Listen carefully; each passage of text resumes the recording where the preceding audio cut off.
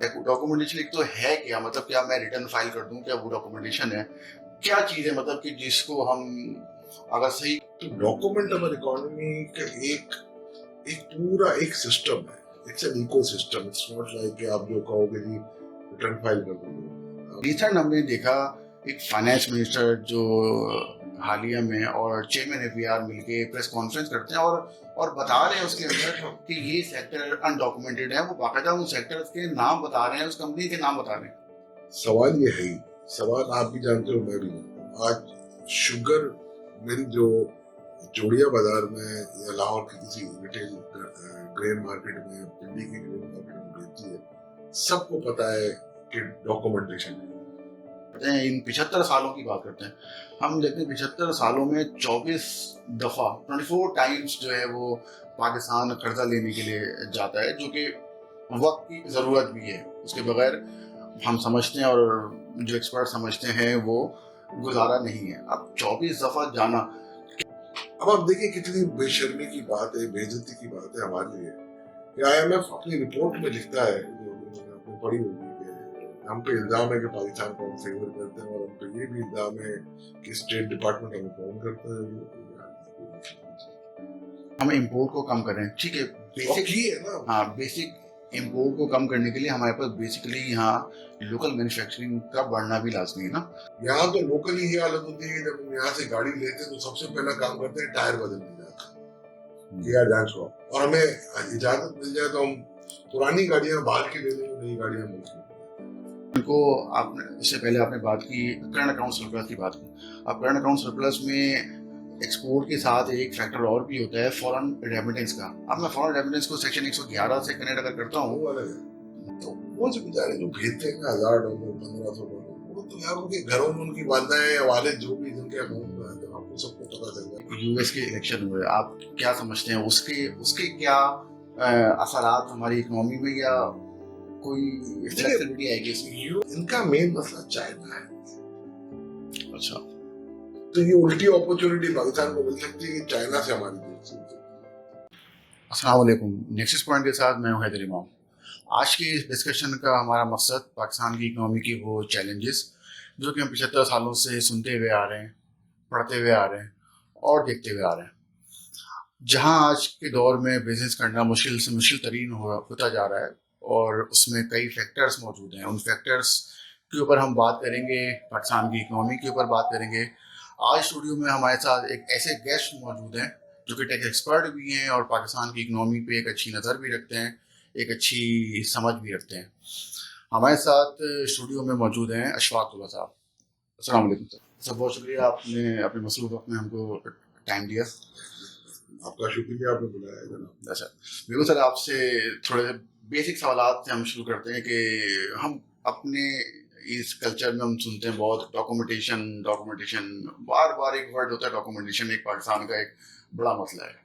तो थोड़ा हम इसको जानना चाहूंगा कि मतलब डॉक्यूमेंटेशन एक तो है क्या, मतलब क्या मैं रिटर्न फाइल कर दूं, क्या वो डॉक्यूमेंटेशन है? क्या चीज़ है मतलब कि जिसको हम अगर सही कर लें आज की तारीख में तो हम सारी चीज़ों को अचीव कर सकेंगे? देखिए, ये एक बड़ा बज़वर्ड बन गया है जी, we will document our economy. तो डॉक्यूमेंट अवर इकोनॉमी का एक एक पूरा एक सिस्टम है। It's an ecosystem. It's not like कि आप जो कहोगे जी रिटर्न फाइल कर दो तो हो जाएगा। आपने देखा होगा अपने ट्रेडर्स को, बहुत सिंपल सा रिटर्न फाइल कर दो, सिक्योर डॉक्यूमेंटेशन। जब तक आपको ये ना पता हो कि मेरे पास क्या चीज, क्या एसेट्स है और मेरी इनकम के सोर्स क्या है, डॉक्यूमेंटेशन पे मांगी जाएगी। तो उसके लिए आपको एंड टू एंड डिजिटाइजेशन करनी पड़ेगी। और वो कैसे होगी? ऐसे नहीं होगी जैसे हम समझते हैं कि जी एक मैकेंजी की रिपोर्ट आ जाएगी और कल हमारे जो है ना दिन सवर जाएंगे। तो दिन सवरना ऐसे नहीं होगा। हाँ, this is a modest beginning one has to take. You have to take the example of other economies like India. उनको अगर हम कहेंगे कि मैं इस वक्त पूरे रीजन का वाइस प्रेसिडेंट हूँ, South Asian federation of Accountants, और अगले साल मैं प्रेसिडेंट हूँ, I can easily solicit their help कि भाई कि आप आए, हमें कर देंगे, हमें बताएं कि क्या होता है। बट आई डोंट नो मेरे जो ताल्लुकात है वो डिप्लोमेटिक ताल्लुकात इस बात की मुझे इजाजत देंगे कि नहीं, उनका एक्सपीरियंस सबसे बेस्ट है वर्ल्ड। आपको पता होना चाहिए कि आपके टैक्स पेयर के पास कितना एसेट है और उसकी रूट क्या है। अब मैं आज एक रिटर्न फाइल करता हूँ, मैं कहता हूँ मेरे पास 2 गाड़ी है, आप बिलीव कर लेते हैं। आपको किस वक्त पता चलेगा मेरे पास 2 नहीं 3 गाड़ी है? आपको कैसे पता चलेगा मेरे 4 नहीं 6 बैंक अकाउंट? तो ये वो सब चीज रिलेटिव चीज है, जिस रिलेटिव चीज के अंदर आपको पता होना चाहिए कि आपकी एसेट बेस क्या है। अच्छा, दूसरी बात ये है कि डॉक्यूमेंटेशन का मतलब क्या होता है कि आपकी सेल इनवॉइस जब होगी या आप अगर इंपोर्ट कर रहे हैं तो वहां से आप लेके चले प्री पॉपुलेटेड, गवर्नमेंट अपना सिस्टम दे, उसके तहत ये सारे रिकॉर्ड दें, आपके बैंकों से लिंक हो, ये सारी चीजें होने के बाद कहीं जाके आपको पता चलेगा कि डॉक्यूमेंटेशन ये एक स्पाइरल इवेंट हो। इट कांट बी लाइक कि मैं कह दूंगा जी रिटर्न फाइल हाँ ठीक है, this is also part of it, but this is not an absolute part of it. तो डॉक्यूमेंटेशन के लिए एक पूरी स्कीम ऑफ थिंग होगी।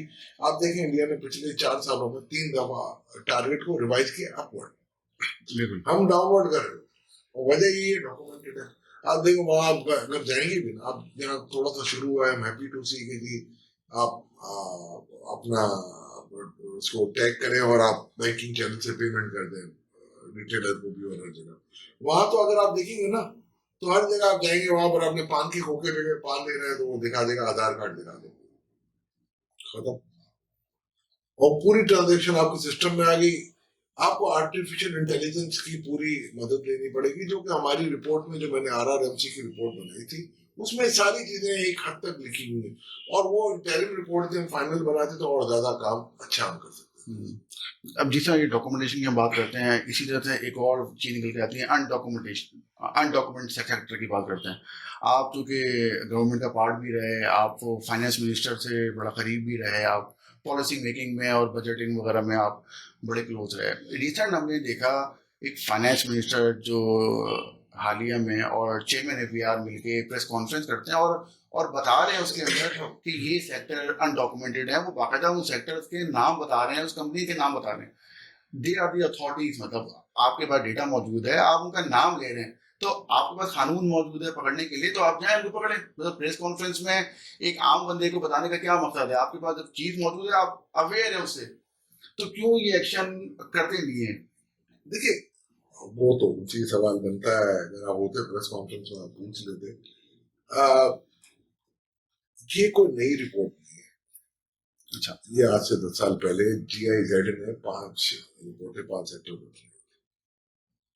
और उसमें ये सारी चीजें हाईलाइट है। इसमें सीमेंट सेक्टर था, शुगर सेक्टर था, ये सारी चीजें। सवाल ये है ही, सवाल आप भी जानते हो, मैं भी जानता हूँ, आज शुगर मिल जो जोड़िया बाजार में या लाहौर की किसी रिटेल ग्रेन मार्केट में या पिंडी की ग्रेन मार्केट में बेचती है, सबको पता है कि डॉक्यूमेंटेशन है, सबको पता है। सीमेंट डीलर के पास जाती है, जो डीलर जिस तरीके से बेचते हैं रिटेलर के थ्रू, सबको पता है कैसे। ठीक है, तो ये कोई ऐसी नई चीज नहीं है, मगर आपका मसला पता है क्या है कि you always try to reinvent the whole wheel again. मैं आपको मिसाल दे रहा हूँ, लास्ट ईयर जब मैं था तो बजट से पहले ताजरों से हमारी मुलाकातें रही, और हमारी रिपोर्ट में हमने लिखा था कि जिसकी कुछ डूली लंगड़ी इम्प्लीमेंटेशन इस साल उन्होंने बजट में की कि आप तमाम ताजरों को बुलाए। हमने बुला लिया, हमने उनसे बात की कि जी आप हमसे एग्री कर ले कि आपके टर्नओवर पे हम 1% टैक्स आपसे लेते हैं। तो उन्होंने कहा कि जी आप कैसे लेंगे। अच्छा, जब भी आप उनसे बात करते हो तो उनका पहला जुमला क्या होता है कि जी टैक्स ले लो, हमें पूछो मत। बोलते हैं क्यों ना पूछो, तो कहते हैं FBR के लोग आके हरास करते हैं, जो आपको टैक्स देना होता है वो भी नहीं मिलता और हमारा काम भी खराब। अच्छा, उसका हमने एक हल निकाला था, और ये हल मौजूद है आपके लॉ में। उनका कि जी आप 1% जहां से आप खरीदेंगे, मैन्युफैक्चरर से खरीदेंगे या आप इम्पोर्टर से खरीदेंगे या खुद इम्पोर्ट करेंगे, 3-4 मॉडल्स ऑपरेंडी है। अगर खुद इम्पोर्ट किया तो टैक्स दे दिया, ठीक है। अगर आप इम्पोर्टर से खरीद रहे हैं तो इम्पोर्टर आपका 1% टैक्स काट के दे देगा रिवर्स चार्ज पे, और इसी तरीके से अगर आप मैन्युफैक्चरर से लोकल खरीद रहे हैं तो कर लें। अच्छा, रिकॉर्डेड सेल जो मेरे पास थी आज से कोई 3 साल पहले की मैं बता रहा हूँ, 21-22 की, वो हमारे पास थी 40 ट्रिलियन की, और उसमें से 10 ट्रिलियन ऑफसेट होता था बिटवीन मैन्युफैक्चरर एंड इम्पोर्टर, तो 30 ट्रिलियन थी। और यही जो सेक्शन जहाँ अभी मॉडिफिकेशन की है 236G और H का, उसकी जो उस वक्त का वॉल्यूम जो मुझे याद पड़ता है 2.5 ट्रिलियन था।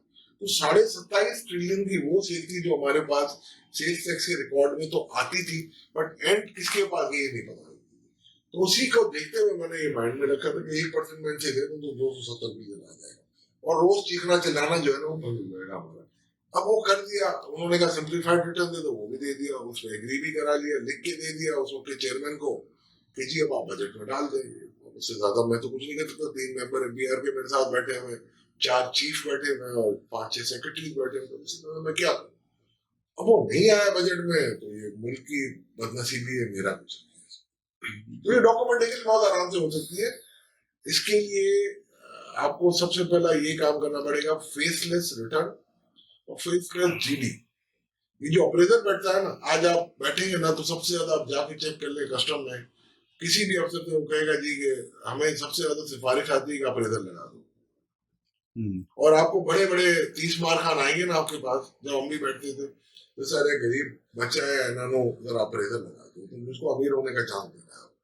तो इस किस्म की चीजें, या तो आप जैसे आपने रिटर्न फाइल किया आजकल तो बहुत, और ये हम बना सकते हैं, बात हो गई थी हमारी कि एआई के थ्रू हम उस रिटर्न की डेस्क ऑडिट कर रहे हैं, और उसमें जो भी प्रॉब्लम्स है उसको आइडेंटिफाई करके टैक्स पेयर को लिख देंगे भाई ये प्रॉब्लम नजर आ रही है, तुम ठीक करना चाह रहे हो तो कर लो। अगर वो ठीक कर देता है, नहीं करता तो ठीक है आप अपनी प्रोसीडिंग्स ऑन करें। अगर वो नहीं वो कर देता है तो ठीक है, अल्लाह खैर से, फिर आप एक ये ना रखेंगे कि अशफाक तोला का जो अगर टैक्स रिटर्न है वो एक्स ऑफिसर के पास ही जाएगा, वो मास्क हो जाए रैंडमली कहीं भी चला जाए और वो ऑफिसर देख ले। अब इसमें बड़े बहाने हुए कि नहीं जी वो तो यूं होगा, वो तो यूं होगा, और आपकी प्रॉपर्टी डिस्क्लोज नहीं होगी, हमें वैल्यूएशन सब पता चल जाता है, एआई के थ्रू आपको सब पता चल जाता है। मगर मसला ये है कि when there is a will there is a way। मैं ट्रायल के मैंने एमडी को और वो जो के मेंबर ऑपरेशन से उनको बुलाया, मेंबर आईटी को बुलाया, उन्होंने कहा सर आप हमें इजाजत दें, हम आपको 15 दिन में सॉफ्टवेयर बना देंगे।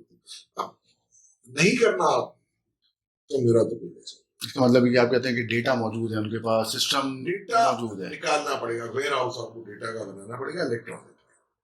जब ये वो फाइलों का दौर खत्म हुआ, अब आपको हर काम इलेक्ट्रॉनिकली करना पड़ेगा और उसकी भी चीजें आपके पास मौजूद है। बट दिस सेट ऑफ प्राल इज नॉट इनफ, और मेरा ख्याल है उसकी स्टैंड स्टिल पे आ गया, से ऊपर नहीं जा सकता। अब आप क्या कर रहे हैं जी, कभी वर्ल्ड बैंक की टेक्निकल ग्रांट दे रहे हैं, और सेम आपने देखा होगा कि सेम प्रोग्राम वर्ल्ड बैंक भी रन कर रहा था, और सेम प्रोग्राम से वो भी अपना बिल गेट मलिंडा फाउंडेशन से भी अपने लेके निकल भी गए।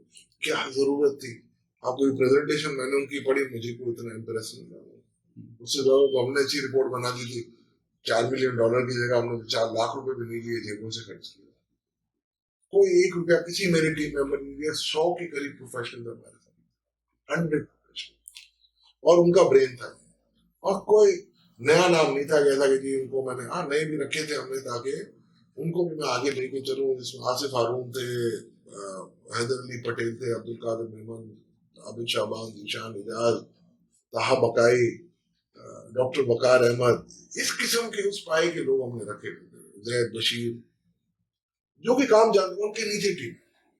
एफबीआर के भी लोग थे हमारे साथ, डॉक्टर इकबाल जो पॉलिसी मेंबर है, हबीबुल्ला खान, निसार साहब, हमीद मेमन। अब इन लेवल्स के लोगों की मौजूदगी में आप मुझे कहो कि जी मैं कह दो, फिर पानी भर सकता है, कुछ नहीं। बिल्कुल सही बात। अब बात करते हैं थोड़ा तो उस टॉपिक के जहाँ पे आपकी अच्छी एक्सपर्टीज भी है। हम इकोनॉमिक चैलेंजेस की बात करते हैं, ऑल्दो ये बहुत बड़ा टॉपिक है, शायद आधा एक घंटे के अंदर ये चीज़ें कवर नहीं होती, लेकिन हम सिर्फ बेसिक सी बात करते हैं, इन 75 सालों की बात करते हैं। हम देखते हैं 75 सालों में 24 दफ़ा 24 टाइम्स जो है वो पाकिस्तान कर्जा लेने के लिए जाता है, जो कि वक्त की ज़रूरत भी है, उसके बगैर हम समझते हैं और जो एक्सपर्ट समझते हैं वो गुजारा नहीं है। अब 24 दफा जाना, क्या कोई इसका एंड है इस इकोनॉमी में? मतलब वो क्या चैलेंजेस, एक तो जो बेसिक हम थोड़ा सा डिस्कस कर सकें, और क्या हमारा आईएमएफ में जाए बगैर गुजारा मुमकिन भी है, या हम अगले 100 सालों तक यही देते रहेंगे? मैं ये आप 24 में भी बात कर रहे हैं, 23 में भी मैं नहीं जाने दे रहा हूँ, तो वहाँ मौजूद थे जो आप उसका पार्ट थे उस गवर्नमेंट का। और बाकायदा तौर पे प्लान बी बात हो रही, तो प्लान बी था उस लेवल पे। कोई फाइनेंस मिनिस्टर, वो भी इतना पुराना फाइनेंस मिनिस्टर, कोई ऐसी हवा में तीर नहीं चला था। मगर हमारा एक माइंड सेट है कुछ लोगों का, नाम में जाए बगैर में बात। हमारा सबसे बड़ा मसला आपका जो इस वक्त है वो ये है कि आपकी इकोनॉमी या ग्रोथ जो है ना वो इम्पोर्ट लेड होती है। और होता ये है, जब आपका करंट अकाउंट डेफिसिट ब्लोट करता है तो आपके पास फॉरेन एक्सचेंज नहीं है, और उसको सिर्फ लेने के लिए आप फिर दर दर की ठोकरें खाते हैं, और जब दर दर की ठोकरें खाते हैं तो आईएमएफ आ जाता है। अब आप देखिए कितनी बेशर्मी की बात है, बेइज्जती की बात है हमारे लिए कि आईएमएफ अपनी रिपोर्ट में लिखता है, जो उन्होंने आपने पढ़ी होगी, कि हम पे इल्जाम है कि पाकिस्तान को हम फेवर करते हैं, और हम पे ये भी इल्जाम है कि स्टेट डिपार्टमेंट हमें फोन करता है। हम 23वां प्रोग्राम कॉल आउट कर चुके थे कि जी थैंक यू वेरी मच। आपने बात की कि हमारे पास 23वें प्लान में प्लान बी मौजूद था आपके पास, वो क्या हुआ था? देखिए आप $3 बिलियन आप पूरे साल की सिर्फ परफॉर्मेंस देख रहे हैं पाकिस्तान। लास्ट ईयर हमारा करंट अकाउंट सरप्लस होना था, मगर एक गलत फैसले में, जो कि आपने वीट इंपोर्ट की $1.25 अरब की, उसकी वजह से आप $600 मिलियन, आपने $681 मिलियन डेफिसिट में चले गए। मैं आपको बता, ठीक है सर। सही। इस साल आप देख रहे हैं ग्रेजुअली करंट अकाउंट सरप्लस आ रहा है, आपकी एक्सपोर्ट्स बढ़ी, आपकी इंपोर्ट रोकी हुई, आप और आप जैसी इकोनॉमी, भले ग्रोथ कम मिले आपको, बट आपको इकोनॉमी में इंपोर्ट को रोकना है और इंपोर्ट सब्स्टिट्यूशन यहाँ क्रिएट करनी है। कुछ चीजों की नहीं हो सकती है, जैसे ऑयल, ऑयल की नहीं हो सकती है, तो उसका आप रिप्लेसमेंट ये ले सकते हो कि जैसे ऑयल आपका जो आपका ग्रीन एनर्जी है आप वो ले सकते हो, ग्रीन फ्यूल लाइक आप इलेक्ट्रॉनिक ईवी वगैरह आप ले सकते हो, हाइब्रिड कार ले सकते हो। इस किस्म की चीजों से आपको रिप्लेसमेंट क्रिएट करनी पड़ेगी। पाम ऑयल है, उसको यहाँ क्रिएट करना पड़ेगा, उसके जो है मस्टर्ड सीड के थ्रू, रेड सीड के थ्रू जो आप कर सकते हो, कॉटन सीड के थ्रू कर सकते हो। तो there are so many avenues where you can save the money. हाँ, आप कहा नहीं कर सकते मशीनरी आपको इंपोर्ट करनी है, that is an engine for growth, contribution. जब तक आपकी लोकल एसेट्स आपकी क्या है, लैंड एंड मैन पावर, उनकी कंट्रीब्यूशन जब तक इकोनॉमी में आपकी ड्यू कंट्रीब्यूशन नहीं आएगी, आप सवाल ही पैदा नहीं। जिस तरह से आपने बोला कि हम इंपोर्ट को कम करें, ठीक है, और बेसिक। की है ना, हाँ, बेसिक इंपोर्ट को कम करने के लिए हमारे पास बेसिकली यहाँ लोकल मैन्युफैक्चरिंग का बढ़ना भी लाजमी है ना। अब हम देखते हैं कि लोकल किस मैन्युफैक्चरिंग। चीज की आप बात, देखिए आपने 90s में आपने पॉलिसी बनाई थी गाड़ियों की डिलीशन, अब 2003 में आपने उसको स्क्रैप किया क्योंकि डब्ल्यूटीओ के तहत आप नहीं कर सकते, केवीएट नहीं लगा सकते। ये जो लोग कहते हैं उनको पता ही नहीं है कि ये देखें आपको तो करना चाहिए था। हाँ, वो अलग बात है, आपको एफिशिएंसी दिखानी चाहिए। अब आपकी इकोनॉमी को इतने अर्से के बाद तो ये गाड़ियां एक्सपोर्ट करनी चाहिए। यहाँ तो लोकली ये हालत होती है, जब हम यहाँ से गाड़ी लेते हैं तो सबसे पहला काम करते हैं टायर बदलने जाते हैं, यार जान छुड़ाओ, और हमें इजाजत मिल जाए तो हम पुरानी गाड़ियां बाहर की ले लेंगे, नई गाड़ियां मुल्क की ले लेंगे। ये है, ये फिनोमिना है। तो हम अपने आप को डेवलप नहीं कर रहे। आप देखिए कोविड में $5 बिलियन के आपको एक्सेस ऑर्डर आए एक्सपोर्ट के, बिकॉज के इंडिया और वियतनाम और बांग्लादेश के मसले। क्या अगले साल आप कैप्चर कर सके इसको? तो ये तो आपके बिजनेसमैन का कसूर है कि वो उसको कैपिटलाइज या कैप्चर नहीं कर पा रहा। आज भी आपकी कुछ जो एक्सपोर्टर्स हैं, they are outperforming everyone. क्यों? बिकॉज के they are moving with the pace. तो जब पेस के साथ आप मूव नहीं करो, अब जैसे आपका आप वो जो था ना हमारा प्लान भी, वो ये था कि हमने जो हमारा पाकिस्तानियों का बाहर पैसा पड़ा हो उसको हम लाना चाहते अच्छा। कि अब देखो उन्होंने रख लिया, बट बहुत से ऐसे हैं जिनके हर साल जनरेट होगी, जैसे कैश इकोनॉमी की आपने बात की है, तो आपने इनकम टैक्स ऑर्डिनेंस में देखा कि 50 लाख रुपए का एक कि 50 लाख तक आप जब भी ले आओगे पैसे, हम आपसे कोई सवाल नहीं करेंगे, सेक्शन ट्रिपल। हमने उसको 3 करोड़ कर दिया। $1 लाख की बात थी ना उस वक्त, जब ये 50 लाख था, जब भी $1 लाख बनते थे, या $50,000 तो बनता ही था। तो अब अगर आप कर दोगे तो क्या फर्क पड़ेगा भाई? FATF इसको कुछ नहीं कहता, बिकॉज की बैंकिंग ट्रांजेक्शन है, मी टू मी अकाउंट में आ रहा है, या XYZ my relative too, but a bank से आइडेंटिफाइबल है। It is not a terrorism money, it is not a drug money. मैं इसी पे आता हूँ। आपने सेक्शन 111 की बात की। मैं सेक्शन 111 को, आपने उससे पहले आपने बात की करंट अकाउंट सरप्लस की बात की। अब करंट अकाउंट सरप्लस में एक्सपोर्ट के साथ एक फैक्टर और भी होता है, फॉरेन रेमिटेंस का। अब मैं फॉरेन रेमिटेंस को सेक्शन 111 से कनेक्ट अगर करता हूँ। वो अलग है। देखिए, एक तो फॉरेन रेमिटेंस, मैं कह रहा हूँ कि जो मेरे दोस्त जो पाकिस्तान से बाहर काम कर रहे हैं अपनी फैमिलीज को, एक रेमिटेंस ये है कि जो बंदे के पास आती है वो दिखाता है कि मेरे पास फलानी जगह से, ठीक है। तो वो जो बेचारे जो भेजते हैं ना $1,000 $1,500, वो तो यार उनके घरों में उनकी वालदाएं या वालिद जो भी जिनके अकाउंट में आते हैं, आपको सबको पता चल जाता है। क्योंकि वो माइंड सेट भी वो है कि रेमिटेंस जब वहां से आ रही है, ठीक है, उसको प्रमोट करना चाहिए, उनको थोड़ी छूट देनी चाहिए। अब हम तो यहाँ देखते हैं वीआर में केसेस, 90% केसेस जो है ना वो 111 के बना के और वो कोर्ट में गए और वो सारे उस 111 के एक टाइप के केस नहीं होते फॉरेन रेमिटेंस, बाकी लोग, वो आपको पता है 176 177 122(5) है। और फिर अब तो आपने देखा होगा कि मिलर ट्रैक्टर के केस में सुप्रीम कोर्ट ने दिया, बिल्कुल। तो उसके तहत सारा मामला डिफरेंट होगा। बट मैं ये नहीं कहता, मैं आपको सिर्फ ये कहता हूँ कि आप $1 लाख ले, आप ले आने दें। मैं आपको दावे के साथ कह सकता हूँ 6-8 अरब डॉलर अगर आ जाते हैं, तो आप देखो, पिछले साल स्टेट बैंक ने $7 अरब खरीदे हैं मार्केट से। बिल्कुल। क्यों? कहाँ से आए पैसे? कहाँ से? सरप्लस है ना of your export and remittance with import. इस साल भी वही आ रहा है ना, सरप्लस क्यों आ रहा है?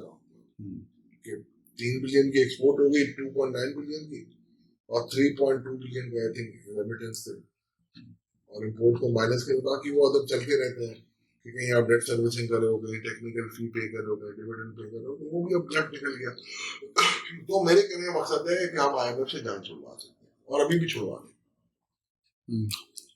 मगर जो माइंडसेट है ना, वो जो गुलामी माइंडसेट है ना, कि नहीं जी हम उसके बगैर, और कल को कुछ हो गया तो भाई आज अगले सेकंड की पता नहीं है, आप कल की बातें करो, कुछ नहीं होगा। प्लानिंग करते हैं, स्टेप लेना तो पड़ेगा कि ना, बिल्कुल। और आपको मैं यकीन से कह देता हूँ, आप आराम से जान छुड़वा दोगे। देखो, आज $26 बिलियन का आपको, ये सेनेट की फिगरें हैं जो मैं दे रहा हूँ, मेरे पास 2-3 और मैं फिर भी आपको बता रहा हूँ, 16.5 बिलियन आपको रोल ओवर कराना था, चाहे IMF में थे या नहीं थे। तो that is indifferent.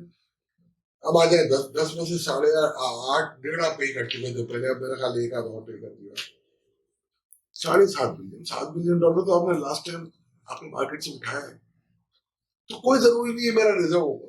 In the mean time अपने एसेट्स को ठीक करें, बेचें। मैं प्राइवेटाइजेशन के बोर्ड में लिटरली मैं कहता हूँ, आप वो काम कर सकते हैं जो आप नहीं करना चाहते, और जो करके आप आराम से पाकिस्तान के एसेट्स को बेचें। आप पॉलिटिकल प्रेशर ना लें। अगर यही कंडीशन आपको IMF के प्रोग्राम में रह के करनी हो और जलील ख्वार होना है, तो बगैर IMF की रेसिपी के मेरा दावा मैं करके दे सकता हूँ। मगर फिर ये जो बीच में आते हैं ना, ये मेरी रेड लाइन, वो मेरी येलो लाइन, और ये पर्पल लाइन, और ये ग्रीन लाइन, ये फिर आपको across the board horizontal equity के साथ चलना पड़ेगा। अभी हालिया में US के इलेक्शन हुए, आप क्या समझते हैं उसके उसके क्या असरात हमारी इकोनॉमी में, या कोई फ्लेक्सिबिलिटी आएगी इसमें? US यकीनन वहां के इलेक्शन हमारे यहाँ पे कोई, मैं आदत के साथ पॉलिटिक्स से कोई ताल्लुक नहीं है, वैसे पॉलिटिकली लोग कहते हैं कि शायद इम्पैक्ट पड़ जाए, बट अल्लाह करे जो भी बेहतर हो पाकिस्तान के हक में हो। इनका मेन मसला चाइना है। अच्छा, तो ये उल्टी अपॉर्चुनिटी पाकिस्तान को मिल सकती है कि चाइना से हमारी दोस्ती हो सकती है। जियो स्ट्रेटेजिकली ना, we China suits us. US का हमारा चंद बिजनेसमैनों का ये बिल्कुल उधर है कि एक्सपोर्ट हमारी ज्यादा है यूएस में। और चाइना पे अगर वो 60% टैरिफ लगाएगा तो वो दो चीजें। अब आपने कल देखा होगा कि डॉलर स्ट्रेंथन हो गया ट्रम्प के न्यूज के बाद, बिटकॉइन भी बहुत ऊपर चला गया, स्टॉक मार्केट 90,000 छूट गई। स्टॉक पॉइंट भी चली गई उनकी उनकी तो अभी 90 में नहीं, 40-42 में। हमारी हमारी हमारी तो यार ये मार्केट ये दुनिया से दूर है, ये नक्शे पे नहीं है दुनिया। सुबह कुछ होती है, शाम को कुछ होती है। नहीं, दुनिया माइनस में हो रही होती है, प्लस में होता है। जब दुनिया प्लस में होती है, माइनस में होता है। आप उधर का मसला ये है, देखें उनकी जो मार्केट थी ना, वो ऊपर जा रही थी, डॉलर ऊपर जाता, कमोडिटीज नीचे। कल सोना आपको देखें कितना गिरा, ऑयल गिरा, फिर अब रिकवर कर गया, कॉटन गिरा। क्यों गिरा? कि उनको ये था अगर चाइना पे टैरिफ लगा दो, चाइना पे टैरिफ लगा दोगे तो चीजें महंगी होगी। सही। दो कंसिक्वेंस हो सकते हैं, या तो डिमांड सप्लाई मैकेनिज्म खराब हो जाएगा, क्योंकि चाइना सप्लाई चेन का एक बहुत बड़ा हिस्सा है पूरी दुनिया में, पूरी दुनिया का, नॉट यूएस। बिल्कुल। तो अगर आप डिस्टर्ब करेंगे चाइना को तो पूरी दुनिया डिस्टर्ब होगी, पूरी दुनिया डिस्टर्ब होगी। तो डॉलर तो आपका स्ट्रेंथन करेगा फॉर द टाइम भी, आगे मैं आता हूं क्यों नहीं करेगा वो, बट आपकी चीजों की प्राइस बढ़ जाएगी तो डिमांड कम हो जाएगी, कॉस्टफुल इन्फ्लेशन हो जाएगा ना आपका, तो फिर आपको रेट वेट जो कट करने की बात करें वो तो उधर ही रह जाएगी। इस वक्त तो डॉलर का ये है ना कि देखिए डॉलर की इस वक्त आपकी यूएस के अलावा भी ट्रेड डॉलर में हो रही है। अब पाकिस्तान चाइना की डॉलर में ट्रेड हो रही है, पाकिस्तान सऊदी अरेबिया डॉलर में ट्रेड हो रही है। जब पेट्रो डॉलर खत्म होगा, जब ब्रिक्स जो कि 39% of the economy of the world है, वो अगर अपनी करेंसी और सूट सिस्टम जैसे अमेरिका के वो बना लेगी, या जो यूरोप में अभी तो ब्रसेल से चल रहा है, तो फिर वो डोमिनेंस नहीं रहेगी। देखिए 2008 का आपको हुआ कैसा, 2008 में आपको पता है एक बहुत बड़ा मेल्टडाउन आया था, तो बुश ने चाइना को मैसेज दिया कि हमारी ट्रेजरी नहीं बेचती, तो चाइना की इन्वेस्टमेंट ज्यादा ट्रेजरी में। तो उन्होंने कहा ठीक है जी, तो ठीक है चलो हमारी जरूरत है, ट्रेड पार्टनर है चलेगा सेशन। एक हफ्ते के बाद एक फेड से नोटिफिकेशन आता है कि जी हम डॉलर प्रिंट करेंगे।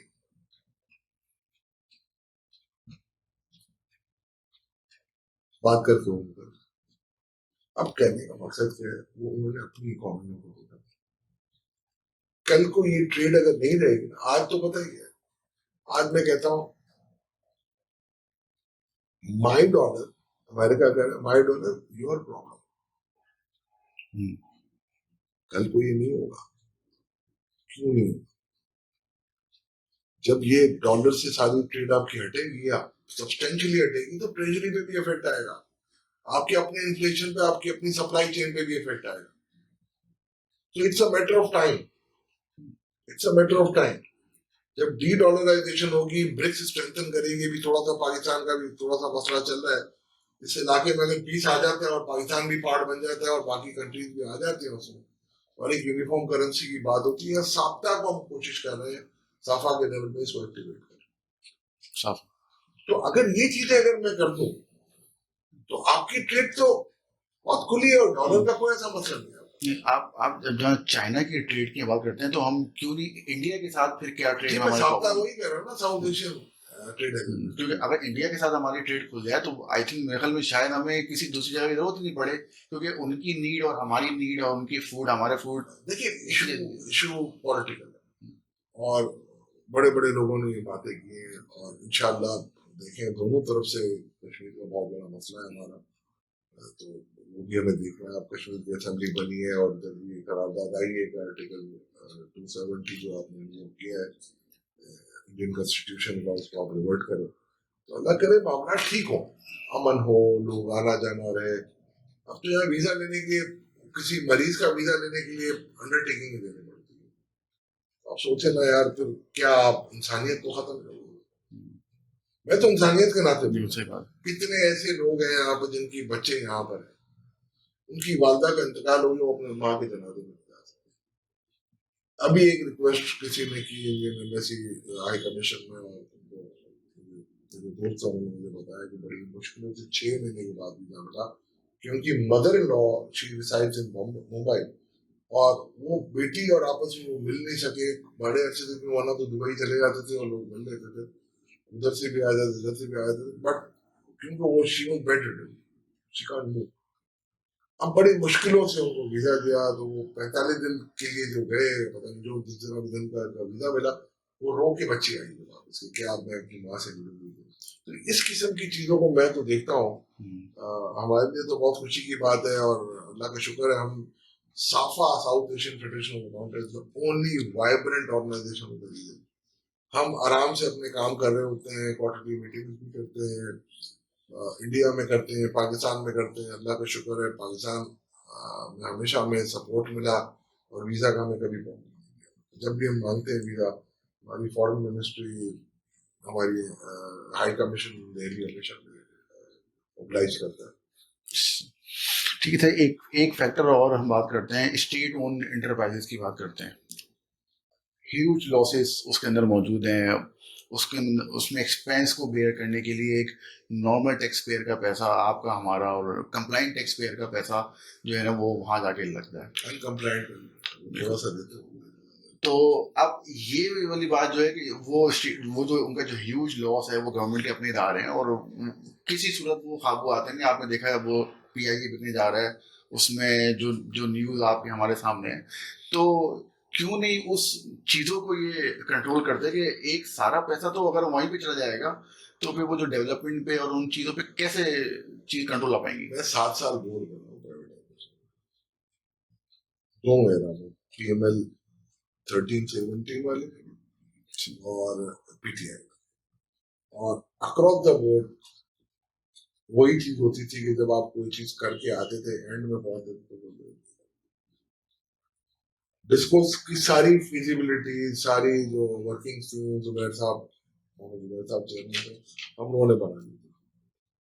और यहाँ तक हमने कह दिया था, बोर्ड में मेरी सजेशन थी, बहुत सारी चीजें प्रीवी है, मैं नहीं बता सकता, पर ये बहुत आम जाम चीजें कि आप डिस्कोर्स के सेट बना दें। 10 डिस्कोर्स है, good disco, bad disco, 1, 10, 2, 9, 3, 8, 4, 7, 5 and 6, और ये ऑफर कर दें कि 10 इयर्स के लिए आप ले लें हमसे, नो प्रॉफिट नो लॉस के बेसिस पे आप चलाएं, मैनेजमेंट कंट्रोल हम आपको दें। कोई भी आए, पाकिस्तान का सेठ आए, बाहर से आए, आफ्टर 10 इयर्स हम दोनों की वैल्यूएशन करेंगे, और you will have the first right of refusal. आप लेना चाहे ले लीजिएगा, ना लेना चाहे ना लें। तो वो भी गई बात, बट इतना पॉलिटिक्स, असल में हर किसी को गवर्नमेंट की जॉब करनी, आराम है, जाओ नहीं जाओ तनख्वाह मिल रही है। पीआईए में क्या हो, आपने पुराने कब कब के बेचारे निकले हुए निकाले हुए उन सबको आपने भर लिया, आपने उनको दे दिया। मैं इस पर क्रिटिसाइज नहीं कर रहा, हमारे दोस्त हैं सारे, मगर उसका इम्पैक्ट क्या हुआ? वो पीआईए जिसके पास 94-95 में $100 मिलियन का एक्सेस फंड वो ट्रेजरी में इन्वेस्ट करते थे, आज वो कौड़ी कौड़ी को मोहताज। ये इर्द गिर्द की जो एयरलाइंस हैं वो पीआईए का बड़ा कंट्रीब्यूशन है उनको बंदा बनाने में। ये एक यार हम जिंदगी भर ये ढोल पीटते रहेंगे, हमने एमिरेट्स बनाए, हमने एक 3 लोग गए थे, उससे एक सबका पीआई के एमडी भी थे, कैप्टन जुनैद, वो भी थे, और उन्होंने पहली फ्लाइट शायद कराची से उड़ाई थी। इशू ये नहीं है, इशू ये है भाई, आप जितनी इंटरफेरेंस करेंगे ना गवर्नमेंट की, उतने काम खराब होंगे। और फिर आप इदारे छोड़ देते हैं नए, और एफआईओ 5-5 लाख 6-6 लाख के लिए लोगों को अंदर करके बैठ गए थे, आपको पुरसाने हाल में ना जुडिशियल सिस्टम, जुडिशरी हमारी माशाल्लाह इस वक्त में कोई अच्छा पॉलिटिकल केस लेके जाओ तो कल बेंच बन जाएगा। ये अच्छा बात आज छुट्टी है, चलो कम से कम वो अलग तो सुने। आप पूरे पूरे दिन, अब तो टीवी पर लाइव टेलीकास्ट हो रहे होता, सब कुछ हो रहा। अब आप देखो यार, वो लॉयर भी होता है, वो भी बनने खान बनने होता है, बोला ठीक है मैं टीवी पे आ रहा हूँ, और जब मुझे कोई इतराज नहीं है, लेकिन जो मकसद है वो जो इंफ्रिंज हो जाती है। हाँ अब फायदा नहीं हो रहा उसका, मतलब वो टीवी पे आए या वो किसी सर देखिए, हमने दुनिया में हमने भी चीजें देखी है। मैं समझता हूँ जज को, मैं अगर ऐसे वकील जाता हूँ, हम भी जाते हैं ट्रिब्यूनल वगैरह में, तो हमारा काम है हम पहले अपना मुद्दा बयान करते हैं। जज को मेरे, मैं आजिज राय में मेरी वो ये कि जज को मेरी उसके बाद अपने सवाल लिख ले, और आप करते रहे सवाल, आप सवाल करें, आपका हक है, क्योंकि इंसाफ देना है आपने, आपका रुतबा अल्लाह ने क्या दिया, मौत का हक सिर्फ अल्लाह के पास है इख्तियार, उसके बाद इन जजों को दिया है कि तुम मौत की सजा दे सकते हो, तो अल्लाह को जवाब भी तो देना है। वो सोच के आप काम कर लो यार, आप सवाल करो, वो जो सवाल आते हैं माजरत के साथ, कभी कभी ये लगता है बाकी बहुत से जज है हमारे पास, अच्छे जूरिस्ट, कभी कभी ये लगता है कि वो अपने नंबर बढ़ाने के लिए सवाल कर रहा है, क्या है वो,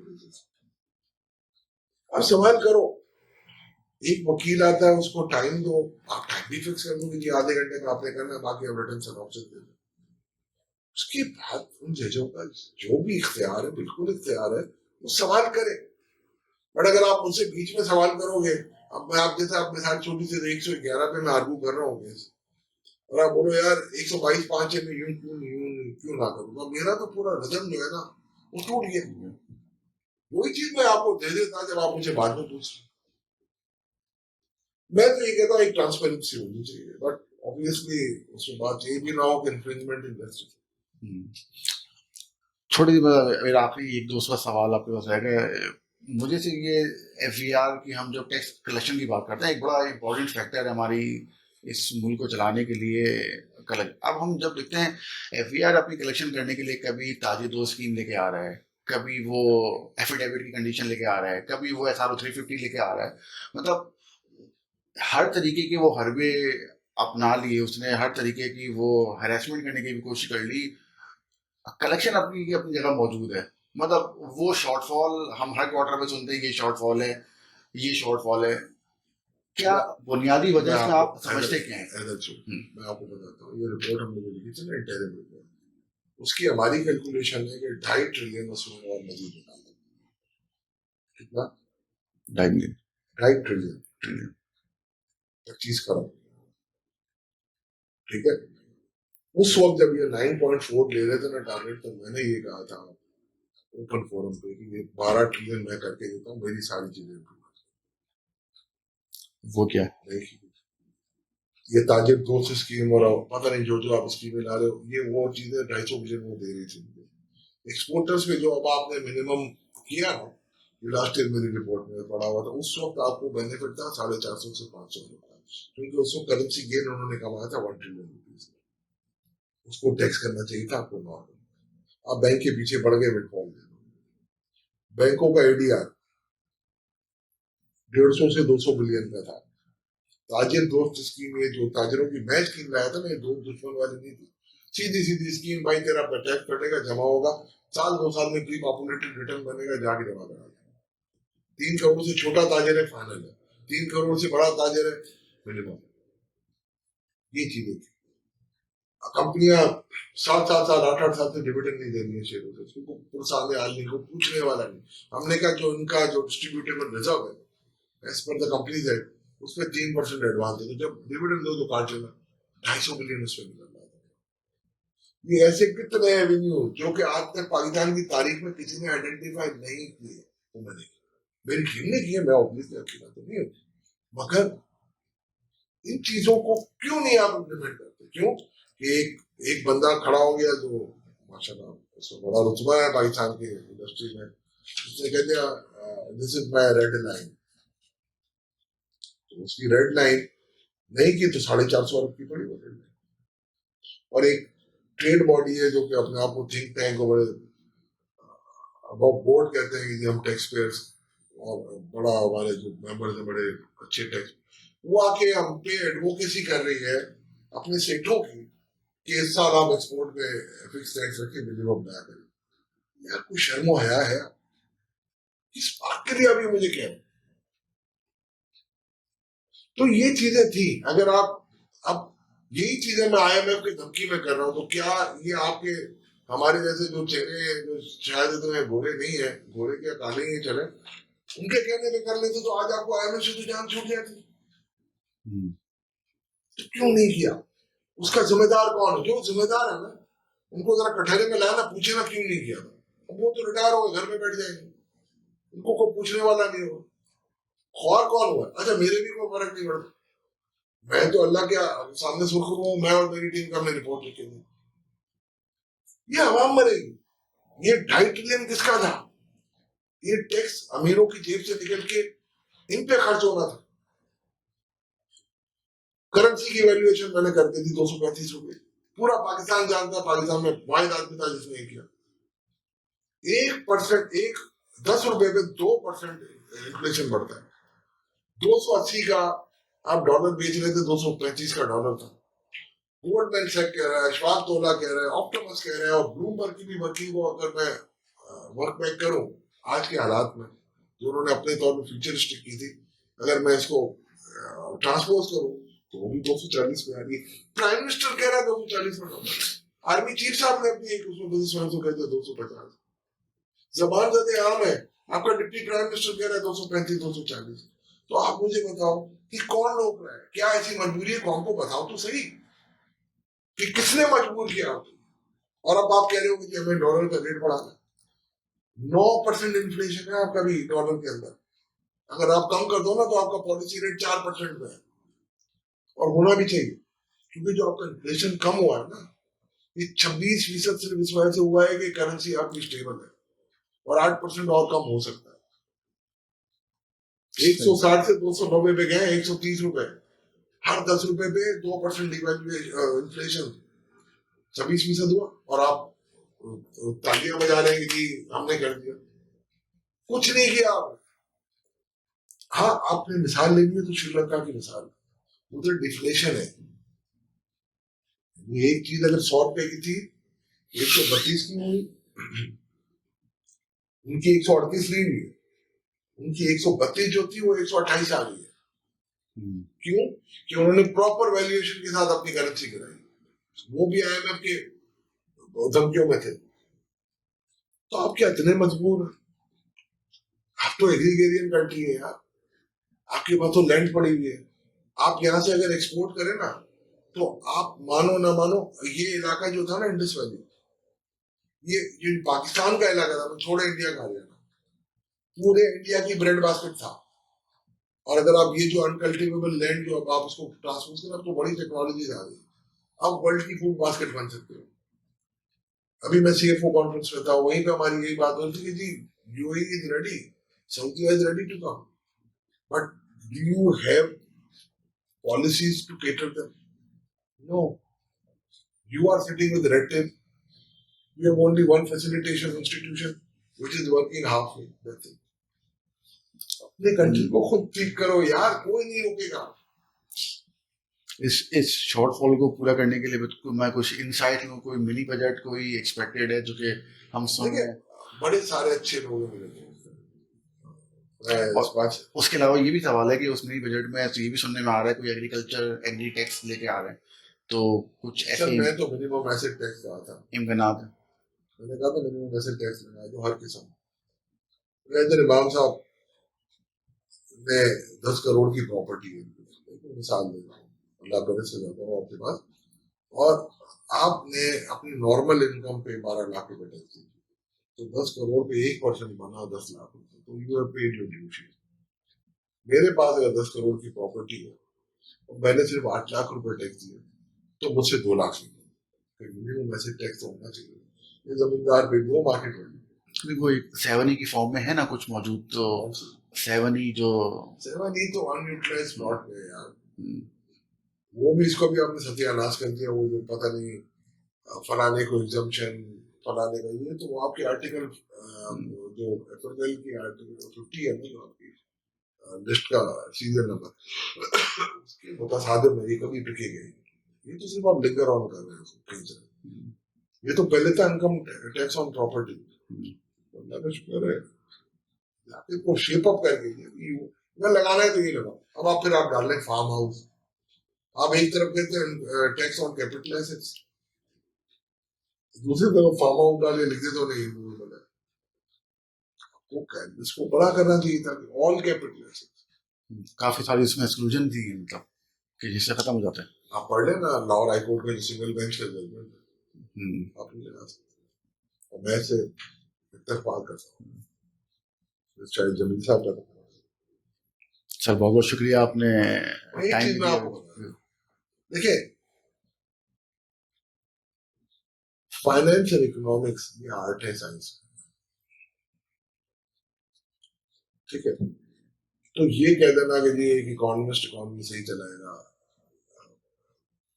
आई डोंट बाय। इंडिया में आज तक जितने फाइनेंस मिनिस्टर आए, दो के अलावा सारे पॉलिटिशियन, मनमोहन पॉलिटिशियन था, और ये श्रीमती निर्मला जो बैठी, और दोनों के दौर में ना India was very much trouble. बाकी नेहरू से लेके अडवाणी तक हर बंदा जो, और सबसे सक्सेसफुल फाइनेंस मिनिस्टर बने कौन थे? आजानी अरुण जेटली, एडवोकेट से, तो नीचे टीम आपकी अच्छी होगी। तो हमारे पास टैक्स के गिने चुने लोग हैं, फाइनेंस मिनिस्टर साहब हमारे बड़े अच्छे बैंकर हैं, टैक्स डिप्टी वो जिनके है स्टेट मिनिस्टर अली मलिक, बहुत अच्छा बच्चा है, बहुत बड़ा टैलेंट। टैक्स लगड़ियाल था चेयरमैन ऑफ बिहार, बेहतरीन ब्यूरोक्रेट, टैक्स। तो आपको या तो उस लेवल के टेक्नोक्रेट चाहिए जो फिर टैक्स को जानते हैं। अब आप बोलेंगे नहीं जी मैं ना मानू, तो किसी का नुकसान नहीं, मुल्क का नुकसान, और फिर आप 6 महीने बाद खड़े रहेंगे यार गलती हो।